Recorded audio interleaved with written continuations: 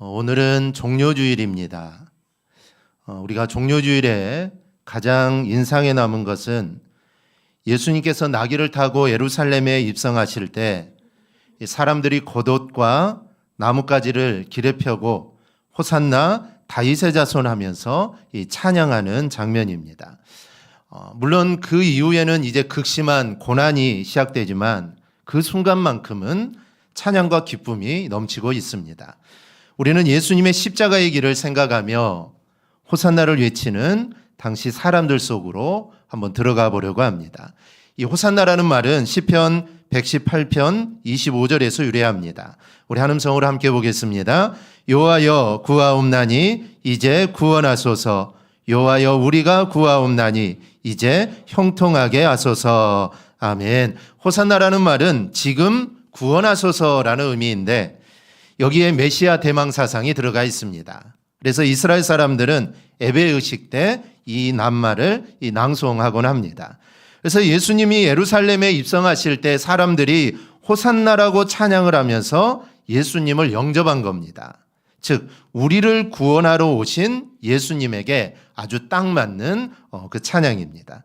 그러나 며칠 지나지 않아 사람들이 또 소리를 치죠. 십자가에 못 박혀야겠나이다. 십자가에 못 박혀야겠나이다.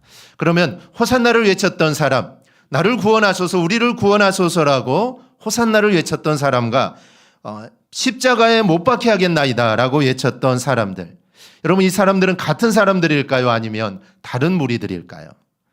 너무나 다른 극과 극의 내용이라 우리가 구분하고 싶은 마음은 있지만 우리가 100번 양보해도 분명히 겹치는 자들은 있을 겁니다. 그렇다면 이렇게 어울리지 않는, 한쪽에서는 나를 구원해달라고 하면서 또 한쪽에서는 십자가에 못 박아야 합니다.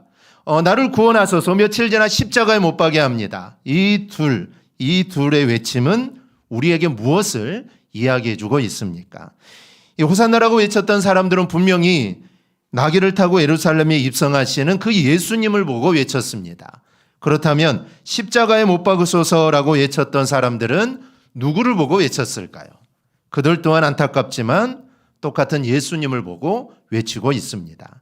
같은 대상을 보고 각각 다른 소리를 내고 있는 것이죠. 바라기는 우리의 소리는 한결같기를 축복합니다. 한결같이 우리 모두 호산나만을 외쳐야 될 줄 믿습니다. 그러기 위해서는 우리가 오늘 다음 몇 가지를 함께 생각해 보아야 합니다. 먼저는 휩쓸려 찬송하는 것이 아니라 자신의 목소리로 찬송해야 합니다. 본문의 무리, 27장의 무리는 이미 말씀드린 대로 중복이 됩니다. 그렇다면 호산나라고 외쳤던 사람들이 어떻게 정반대인 십자가에 못 박으소서라고 이런 말을 할 수 있었을까요? 가능한 해석은 이들이 휩쓸려서 소리쳤다라는 겁니다. 이 무리라고 표현된 이들은 일종의 군중 심리에 휩쓸려서 찬송도 하고 저주하는 모습을 가졌던 것이죠. 사실 현실에서도 휩쓸려서 신앙생활하는 모습들을 우리가 종종 볼 수 있습니다. 이 대부분 이단 또 사이비 집단들은 찬양을 비롯한 종교적 행사를 할 때 웅장하게 합니다. 그래서 그 분위기에 휩쓸게 하긴 목적이 있죠. 이 강력한 비트를 넣어서 노래를 합니다. 이 반복적이고 이 강렬한 비트는 사람을 흥분하게 만들기 때문이죠. 사실 한때는 교회에서 드럼을 치지 못하게 했습니다. 옛날엔 드럼을 치지 않았죠. 드럼을 못 쳤습니다. 그 이유 중에 하나가 드럼의 비트가 이 사람을 흥분하게 한다는 것이죠. 드럼의 박자가 사람들을 들뜨게 하고 사람들을 흥분하게 하기 때문에 한때는 이 드럼을 치지 못하게 했습니다. 그런데 지금은 그렇지 않죠. 즉 강력한 비트와 그런 반복적인 것을 통해 흥분하게 만든다는 것이죠. 그리고 이단과 사이비들은 이렇게 하는 경험하는 것들을 그들은 성령의 역사라고 합니다. 하지만 사실은 만들어낸 종교적인 현상일 뿐입니다. 어쨌든 중요한 것은 사람은 이렇게 휩쓸릴 수 있다라는 점이죠. 물론 이렇게 잘 갖춰진 상황에서 찬양하고 기도하면은 장점이 있습니다. 키보드로 하는 것보다는 기타도 치고 드럼도 치고 베이스도 치고 일렉도 치고 여러 가지 악기로 함께 하나님을 찬양하면 장점이 있습니다. 여러분 찬양단이 멋지게 찬양하면 찬양이 더욱 쉽고 찬양에 힘이 들어갑니다. 그런 상황에서는 막혔던 마음도 열려서 기도가 잘 되는 것이 사실입니다. 그래서 우리도 다양한 악기를 사용하죠. 그래서 30분 기도하고 찬양할 것도 찬양하고 악기를 통해 하나님을 찬양하면 1시간, 2시간도 우리는 어렵지 않게 찬양하며 기도할 수 있습니다. 하나님 앞에서 찬양하고 기도하는 것을 돕는다는 측면에서 이렇게 우리는 악기나 연주를 의미 있게 사용합니다. 그래서 연약한 자들이 더욱 깊은 찬양과 기도 속으로 몰입할 수 있도록 돕기도 합니다. 이런 효용성이 있는 측면이 있죠. 그러나 중요한 게 있습니다. 그렇다 할지라도 내 목소리로 찬양하는 본질적인 모습이 반드시 있어야 합니다. 앞에서 외치기 때문에 나도 모르게 외치는 것은 이거는 충동받는 것이고 이거는 휩쓸리는 것입니다. 이것이 문제가 되는 것은 내 입에서 나오지만 이거는 내 목소리가 아니라는 겁니다. 즉 찬양하든 기도하든 그리고 고백을 하든 중요한 것은 내 마음에서 우러나오는 내 목소리로 해야 합니다. 자신이 무엇을 이야기하는지 분명히 알고 그 내용 그대로 찬양하고 기도하고 고백하는 것들이 있어야 합니다. 흔히 황홀한 성령의 역사 안에는 내가 무슨 말을 하는지 모르게 말한다라고 합니다. 그게 성령이 주시는 언어라고 하죠.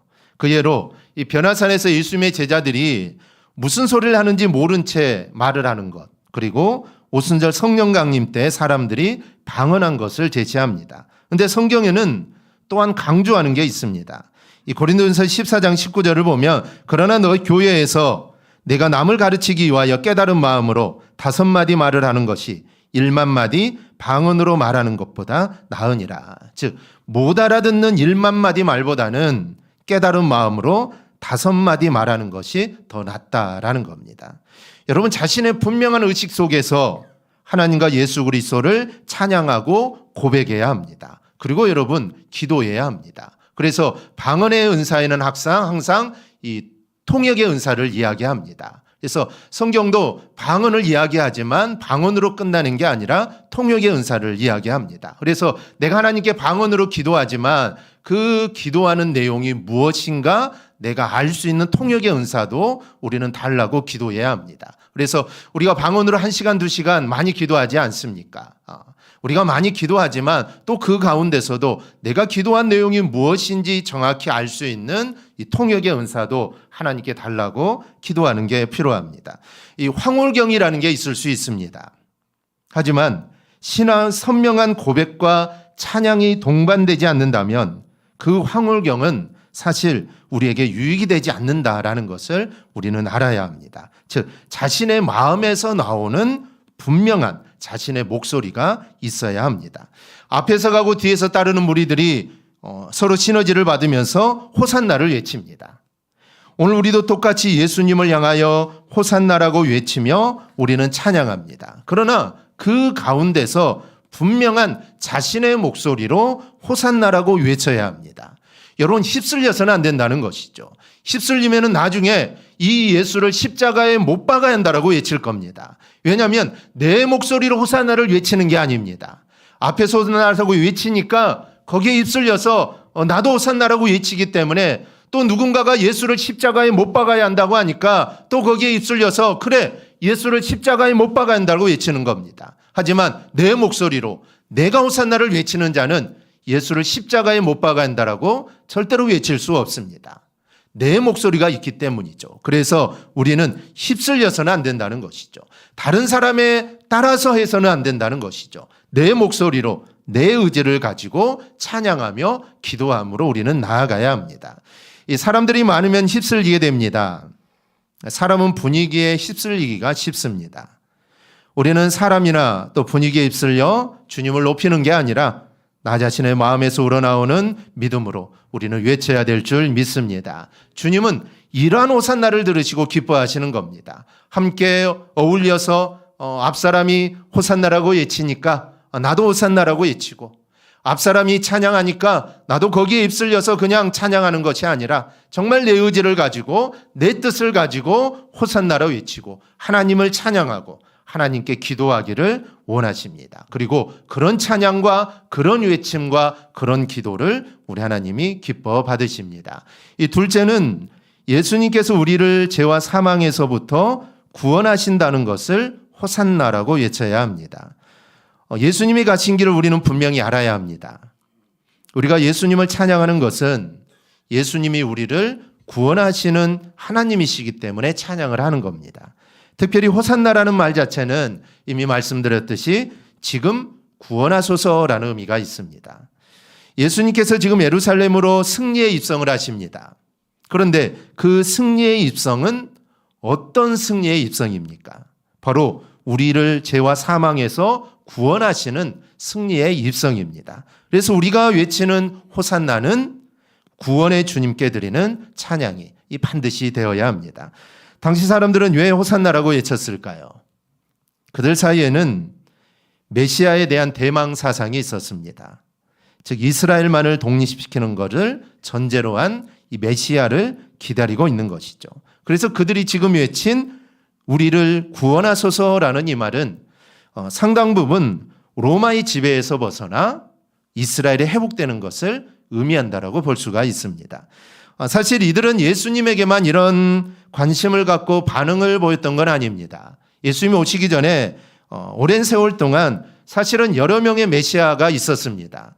성경에도 보면 사도행전 5장을 보면 드다라는 사람이 나오는데 드다가 일어나자 그를 따르는 무리가 300~400명 정도가 드다를 따랐습니다. 그런데 그 가죽자 모두 흩어지게 되죠. 그런데 드다만 있었던 게 아닙니다. 예수님 이전에도 이스라엘 독립을 위하여 자칭 메시아라고 외쳤던 자들이 많았다는 것이죠. 그들은 한결같이 이스라엘의 신정국가를 세우는 것, 즉 정치적 독립을 위하여 일어납니다. 그리고 사람들은 그들이 나타날 때마다 그들이 메시아인 줄 알고 그를 따라가게 되죠. 이렇게 그들은 로마의 지배에서 벗어나는 구원을 베풀어 달라는 의미로 지금 호산나를 외치고 있는 것입니다. 물론 구원은 전인격적입니다. 우리의 영혼뿐만 아니라 우리의 육신의 질병으로부터 구원도 중요하고 때로는 가난으로부터 구원도 중요합니다. 그래서 우리를 구원하소서라는 말에는 사실 이 모든 부분들이 복합적으로 들어가 있습니다. 하나님은 전능하시고 하나님의 구원은 우리의 모든 부분에 적용돼야 하기 때문입니다. 그럼에도 구원의 본질적인 모습은 죄와 사망으로부터의 이 구원이라는 점을 우리는 분명히 해야 합니다. 이 부분을 놓치고 구원을 이야기하는 것은 사실 불가능합니다. 예수님과 신약시대 유대인들의 잘못이 무엇입니까? 저들은 대부분 구원을 오해해서 정치적 독립만을 생각한 것입니다. 그래서 예수님이 메시아로 오셨을 때 그들이 생각하는 구원은 정치적인 독립이었습니다. 즉 나라가 해방되는 것을 원했던 것이죠. 사실 주님이 이 땅에 오신 것은 이스라엘의 독립적인 로마로부터 해방을 위해 오신 게 아닙니다. 그런데 이스라엘 사람들은 그렇게 오해를 한 것이죠. 그리고 호산나를 외친 것입니다. 즉 그들이 외친 호산나는 주님이 생각하는, 즉 하나님이 생각하는 호산나와는 달랐다라는 것이죠. 그래서 저들은 결국 자신과 하나님 사이를 갈라놓은 죄와 사망을 보지 못하고 영원한 형벌에 처하게 된 것입니다. 오늘날도 마찬가지입니다. 여러분들은 어떤 구원을 기대하고 있습니까? 어떤 마음으로 오늘 예배의 자리에 오셨습니까? 질병으로부터의 해방입니까? 아니면 지긋지긋한 이 가난으로부터의 해방입니까? 아니면 우리의 마음의 평안입니까? 물론 이 모든 것들도 다 중요합니다. 이런 것들로부터 우리가 해방되어야 우리 신앙생활도 잘할 수 있고 또 봉사하고 섬기며 신앙생활을 할 수 있습니다. 어떤 이들은 불평등한 사회가 평등화되어야 하고 정치가 안정화되어야 하고 인권이 존중되는 사회가 되어야 한다라고 말을 합니다. 맞는 말입니다. 구원 안에는 이 모든 것들이 다 포함되어 있습니다. 하지만 이것보다 우선되어야 할 게 있습니다. 그게 바로 죄와 사망으로부터의 구원입니다. 이게 먼저입니다. 이 구원자를 바라볼 때 우리는 진정한 의미에서 호산나를 외칠 수 있게 됩니다. 성경이 말하는 구원의 핵심은 죄와 사망으로부터의 구원입니다. 이것을 이루기 위하여 예수님이 십자가를 지기 위해 이 땅에 오신 겁니다. 그리고 예루살렘에 입성하시는 것은 바로 이 일, 곧 십자가를 지는 일을 감당하기 위해서 예루살렘에 입성하는 겁니다. 인생의 죄와 사망에서 벗어나는 일이 없이 정치적으로 또는 경제적으로, 사회적으로, 질병으로 해서 해방되는 일은 사실 이거는 아무런 의미가 없습니다.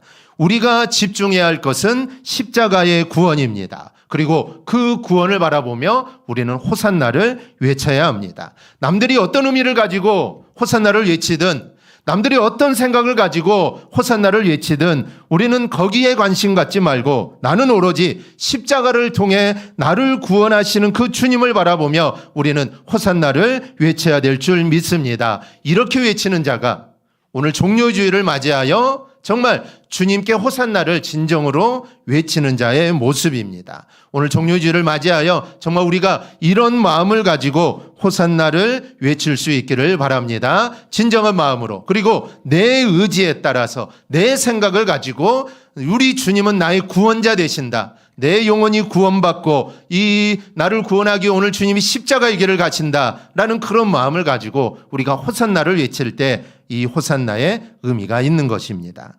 셋째로, 예수님이 어린 나귀를 타고 입성하신 점을 우리가 시대에 맞춰 생각해 봐야 합니다. 지금 시대를 비추면서 한 가지 더 생각할 것은 왜 예수님께서 말이 아니라 어린 나귀를 타셨냐라는 점입니다. 이 본문 보통 이 말을 타고 성에 입성하는 것이 승리의 입성을 의미합니다. 이에 비견하여 주님께서는 나귀를 타고 예루살렘에 들어가시는 것을 우리는 승리의 입성이다라고 합니다. 개선 장군들은 보통 말을 타고 입성을 합니다. 이 전쟁에서 우리가 배너나 이 로마 시대의 전쟁 영화를 보면 전쟁에 승리하는 이 장군은 맨 앞에 서서 이 말을 타고 등장을 합니다. 그 뒤에는 수많은 군사들이 그 뒤를 따르죠.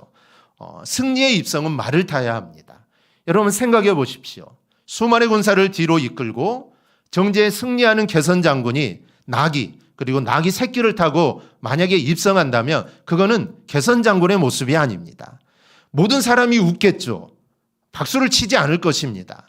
모든 사람이 비웃을 겁니다. 어떻게 개선 장군이 나귀 새끼를 타고 그렇게 입성할 수 있느냐? 모든 사람이 비웃겠죠. 개선 장군의 모습은 말을 타야 합니다. 흰말이 있으면 흰말을 타고 아주 크고 웅장한 말을 타고 들어가야 이 개선 장군의 모습이죠. 그런데 예수님은 말이 아니라 어린 나귀를 타고 입성을 하십니다. 왜 주님은 말을 타지 않고, 물론 그 당시에도 말이 있었을 겁니다. 제자들에게 말을 가지고 오라 했으면 아마 제자들이 말을 가지고 왔겠고, 말을 타고 주님은 예루살렘에 입성했을 텐데 왜 예수님 말을 타지 않고 나귀를 타고 입성하셨을까요? 예수님의 승리의 입성은 세상 사람들이 이야기하는 개선 장군의 모습이 아니라는 점입니다. 나귀, 그것도 어린 나귀는 연약함을 상징합니다. 나귀는 전쟁과는 거리가 멉니다. 예수님은 분명 승리의 입성을 하시는 겁니다. 하지만 예수님의 승리의 입성은 사람들을 죽이는 전쟁을 치르고 승리하는 입성이 아니다는 것이죠. 로마를 물리치고 로마를 전복시키고 너희를 구원하는 그런 승리의 입성을 내가 지금 하는 게 아니다라는 겁니다. 예수님은 이사야 선지자가 말한 것처럼 평강의 왕으로 승리의 입성을 하시는 겁니다. 죽어야 한다면 상대방이 아니라 내가 죽는 것입니다. 그래서 승리의 입성은 곧바로 십자가의 고난으로 이어지는 겁니다. 우리는 평강의 왕, 평화의 왕으로 승리의 입성을 하시는 주님을 바라봐야 될 줄 믿습니다. 여러분의 삶의 자리에서 이런 주님을 보면서 우리는 호산나를 외쳐야 하고, 이런 주님을 따라서 우리도 평강의 길로 우리는 가야 합니다. 우크라이나가 전쟁으로 평화를 이뤘습니다. 미얀마가 지진으로 평화를 이뤘습니다. 세계 곳곳에서 가난과 지진으로, 질병으로 평화를 이뤘습니다. 머나먼 곳에서 나와 상관없이 벌어진 일이라고 여겨서는 안 됩니다.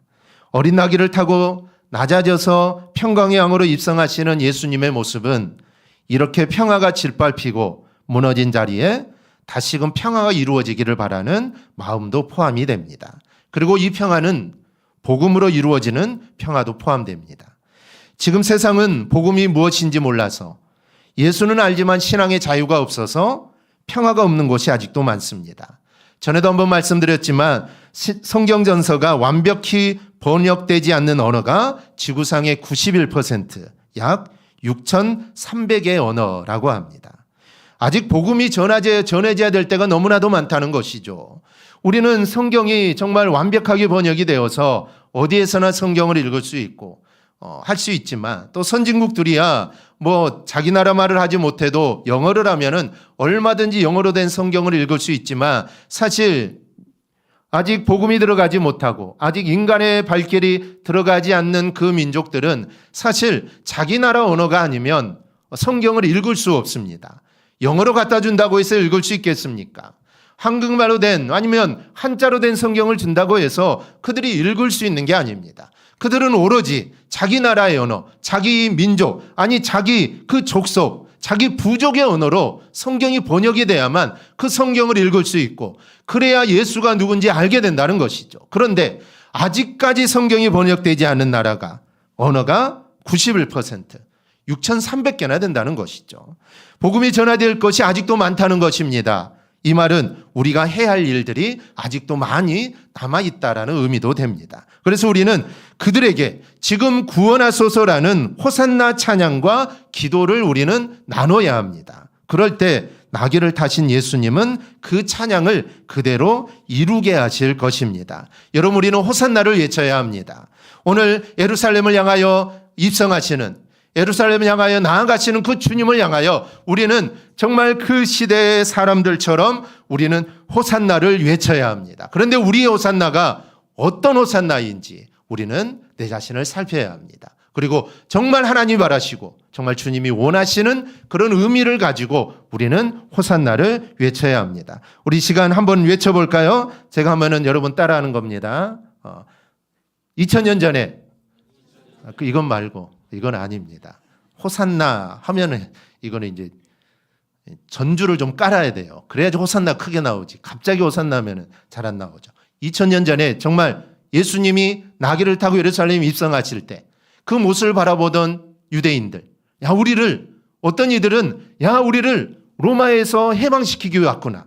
또 어떤 이들은 아, 나를 구원하기 위해 왔구나. 우리가 일제시대 때 이렇게 어려움을 당했을 때 광복절 때 얼마나 사람들이 기뻐했겠습니까? 사실 지금 이스라엘 백성들 그런 마음일 겁니다. 야, 이 메시아가 왔으니까 이제 우리는 로마로부터 해방이다. 이 얼마나 기분이 좋겠습니까? 그러니 그들의 목소리가 얼마나 컸겠습니까? 그걸 생각하시면서 우리 호산나를 외칩니다. 두 번 할 건데 제가 하면 하시고 또 하면 하시고 두 번 합니다. 호산나! 호산나! 예, 이 외침은 죄와 사망으로부터 구원해 달라는 외침이어야 합니다. 그리고 평화의 왕으로 오신 예수님이 우리에게 오신 것처럼 지금도 세상에서 슬픈 자, 아니면 연약한 자, 고통 중에 있는 자에게도 이 호산나, 이 구원이 임하기를 원하면서 우리는 외쳐야 합니다. 그럴 때 진정한 의미의 호산나가 될 수 있고, 그렇게 외치는 자가 십자가에 못 박으소서를 외치지 않는 것입니다. 그렇지 않으면 십자가에 못 박으라 하겠죠. 로마로부터 우리를 구원할 자인 줄 알았는데 그 예수가 연약한 자입니다. 그러니까 이 예수는 메시아가 아니라는 것이죠. 그러니 이 메시아는 죽어야 하는 겁니다. 그래야 다른 메시아가 또 올 게 아닙니까? 그래서 예수를 십자가에 못 박으소서라고 외쳤던 것이죠. 그래서 우리가 정말 이 호산나가 어떤 의미인지 우리가 정확하게 알고, 그래서 오늘 종료주의를 맞아 나의 구원자 되시는 예수님을 호산나 외치며 또 증거하며 또 나누는 삶을 꼭 살아가기를 주님의 이름으로 축원합니다. 아멘. 기도하겠습니다.